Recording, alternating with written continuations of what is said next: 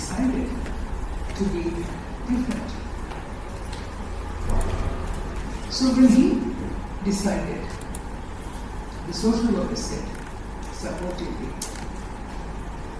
but do you think it's a good idea for you to use your 18th birthday to expose that you are becoming gay? What's the question? He said, it's an important day for me. So self-determination is an important principle of all our existence, right? Was she a conservative social worker? Number one question. Number two, she said to him, why not we draw a plan where you use post 18th birthday, next day, leftover cake is still there, you are eating for breakfast. Call the entire family, sit them down on the same dining table and say, Papa, I have an announcement to make. Was that a bad decision for a social worker? I'm not asking for your vote. I can see where your head will shake afterwards. Right. She suggested that because she felt whole family, grandfather, grandmother, everybody is around. Do you want to spoil their day and entertainment and everything? Why don't you just wait one more day? Who matters to you? The child said, mother and father matter to me. But if that very mother and father, who else? Oh, grandfather and grandmother. That very mother and father and grandfather and grandmother and granduncles and nieces, nephews, everybody is going to be shattered with this news on the birthday. Is that worth it? It's a question to be asked. So from her perspective, she accepted to give that piece of advice. I was narrating this American case study in my Australian class. My Australian students were divided. They said that woman, social worker, should be removed from social work. Her accreditation is to be removed, her license is to be removed. Because she went against the fundamental desires of the client.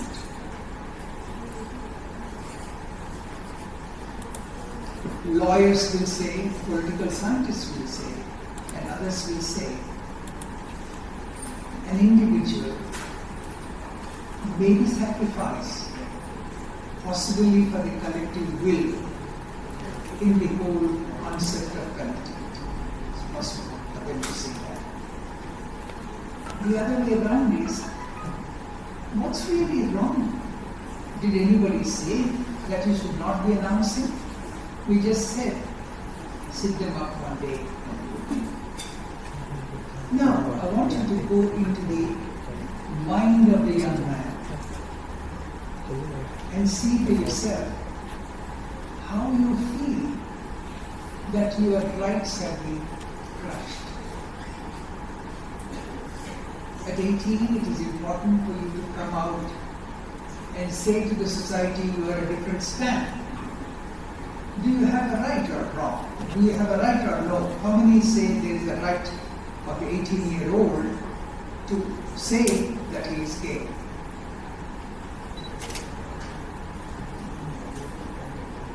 Good. That's a good number for me. Even if two people would have said, yes, I would have said, that's a great number, that's a majority.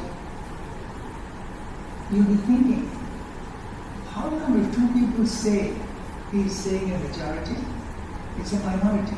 No. But from the point of view of assertion of the young people, others probably are slightly ill-informed, therefore their hand is down. From an assertive human right perspective, what you want to do is right.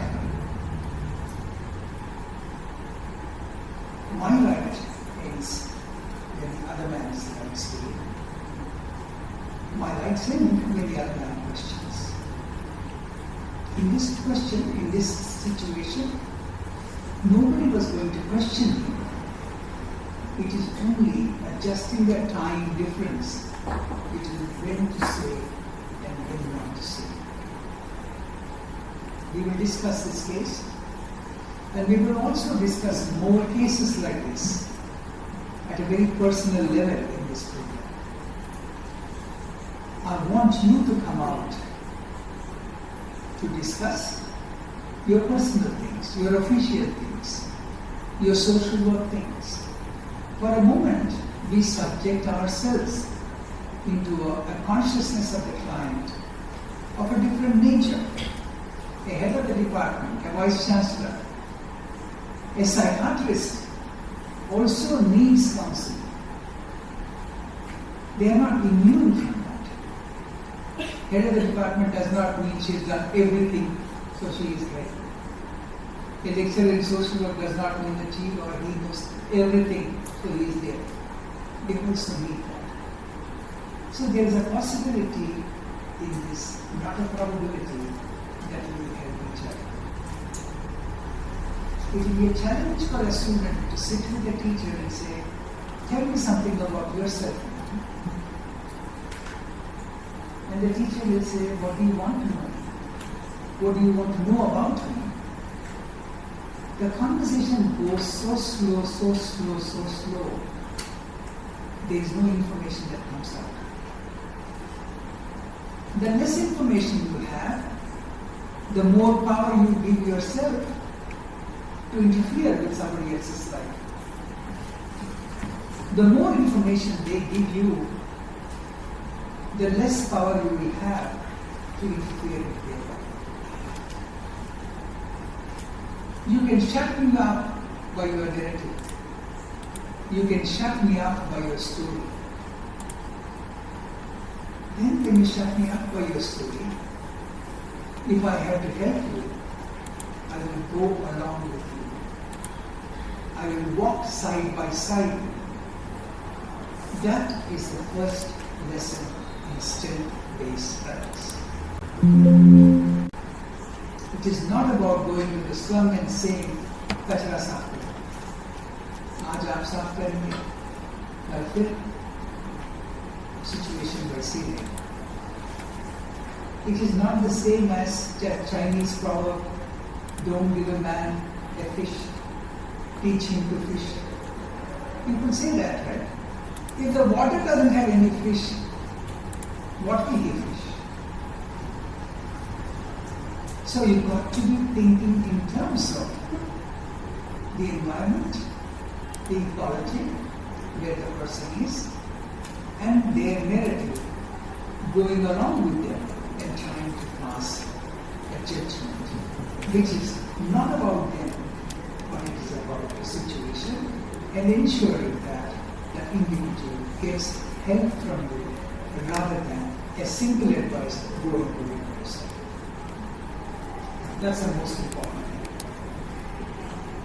And then the next thing that you need to be doing probably is when you have opportunities to meet with somebody new and you are asked, can you collect some information about him? What would you do? Who are you? Where are you? What are you studying? Where do you live? This is one framework.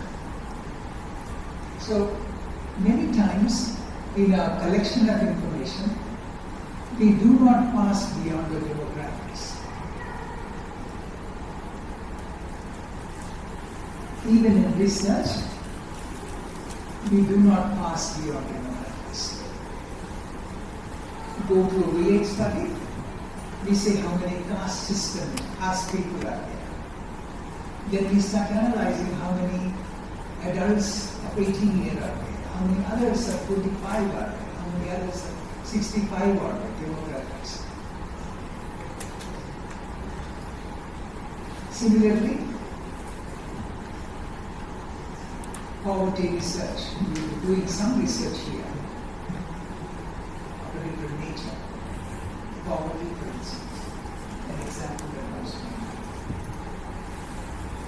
How many of you believe that you need to do research about poverty in order to actually give solutions for poverty? One. Two. How many of you believe that to change poor people and bring them out from poverty, you need to do a lot of research? How many of you believe that? 4, 5, 6, 7, 8. How many of you believe that in order to understand people in poverty, you need to actually go to them?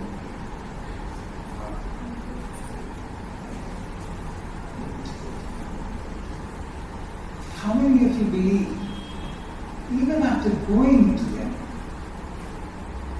and trying to find out what situation they are in, you still need something more than that in order to change them? 1, 2, 3, 4, 5, 6, 7. So in order to change somebody, you need more information, more than demographics, more than what you see.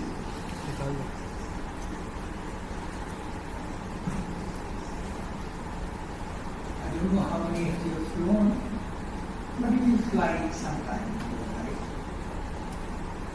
Via Mumbai or anywhere, when the plane goes down, when the houses you start seeing, you can see how many of them look really poor houses, how many of them look really class houses. In fact, when you go through Bombay, from the plane, you can take 2 photographs, one which is middle and above, and one which is completely poor or whatever. Now, when you see things like that, for social workers, I wouldn't say you need more research. Millions of studies have been done in this country of poverty. From Dandekar and Rath to Dandwala and anybody else in Chwala, Chhattisgarh University where under PhDs on poverty. Poverty and crime, there will be theses. Poverty and prostitution, there will be theses. Poverty and health, there will be theses. Poverty and no children, there will be theses. There is a stereotypical orientation all about poverty. And yet we don't have a solution. So strength-based practices is all about trying to understand why, despite wanting to do something, we are living in a solution-less world, and how we can make those solutions, and what is the missing link. The missing link is not monkey or man or moon. The missing link is our understanding of the other person. So in these 5 days, we will be trying to do some of those things in an experimental way. We will be doing tomorrow, possibly sometime by the afternoon lesson. Dr. Archana will get 1 page circulated of what each module will teach. Maybe you don't have it right now with you. The 5 modules that I presented, 10 modules that I presented, we will write it out. print it, that is what you call photogram. Photocopy it and submit it to you. That gives you a little bit for you to understand how inch by inch will you be ahead. Now it took me a while for me to write this way. And one can say it took me a while, but actually it took me about 2 days, 3 days, 3 days. Because it took me a while to learn to understand this concept and to use this concept over a period of time. So if you were to spend some time in this book and keep it even in your, whether you are a manager or a political scientist, just keep it in front of you. I call it a pocket book. It will be useful in any walk of your life. It is not like a Panadol or an Aspro or something that will fix things, but it will at least tell you what you can't fix.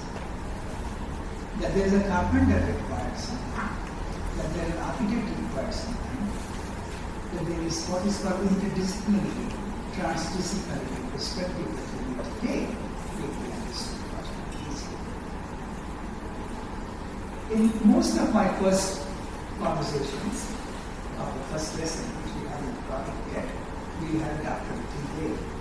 But what we will do now is a little bit of a quiz. Quiz with 50 people. I'm not going to ask you about anything about movies. I'm not going to ask you anything about the politics of this country because we are young people who are divided. You may not all support a particular government. You may have your ranks, and also you may not be interested.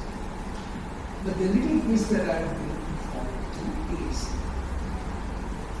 spend a little bit of time. The voice in this room will increase very, very quickly because you'll all be talking to each other. And of course, for the recorders, also it will be a bit of a trouble when they have to move around the camera. But they will do that. They don't even need to know what's actually happening. What I want you to do is just look back. Try and see someone with whom you have never talked to. Never bothered to ask a few questions other than, yeah, I know that is Satish. Oh, I know this is Mohan. Either he is not Mohan or he is Satish, but I'm just giving you an example. You might be an MSW, or you can be boldly go to a teacher. Doesn't matter. Or the newcomers who are here and others who will join us. I want you to spend 5 minutes with them, finding out who they are, what is their motivation, what motivates them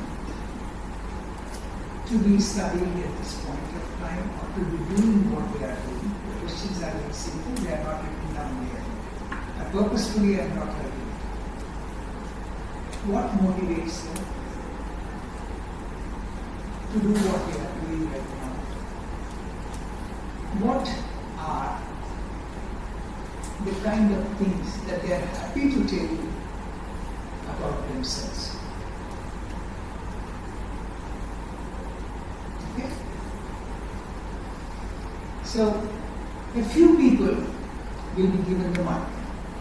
That's random. So, which means everybody does this.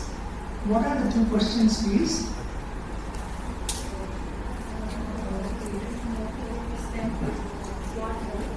What motivates you to do what you are doing right now? And what's the next question?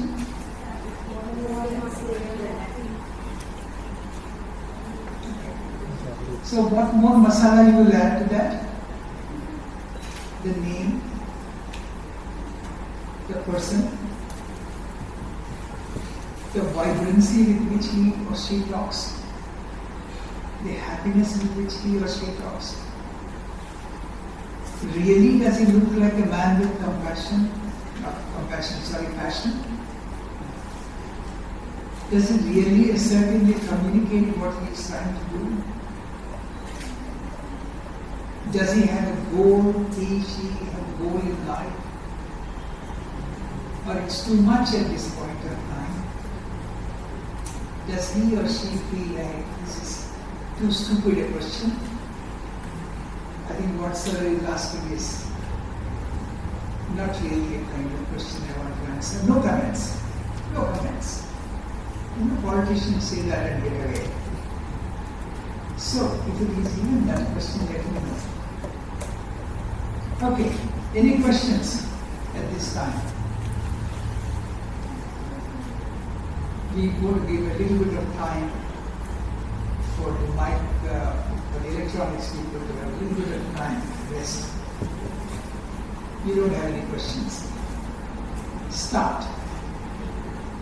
How will you start? You don't have to sit in the same room. There are 3 people here. Only 2 can talk. So if you have to talk, you should be the first one, or he should be the first one, or you should quit and go and find the 4th person. The 3 people can't talk. You've got to find a partner. Front, backwards, anywhere that you do. Teacher, educationist, research scholar. अगर जहाँ पर भी 3 लोग बैठे हैं उसमें खाली 2 लोग बात कर सकते हैं, तीसरा तो कहीं ना कहीं जाना पड़ेगा। अभी सोच लो खूबसूरत कौन है और बाकी लोग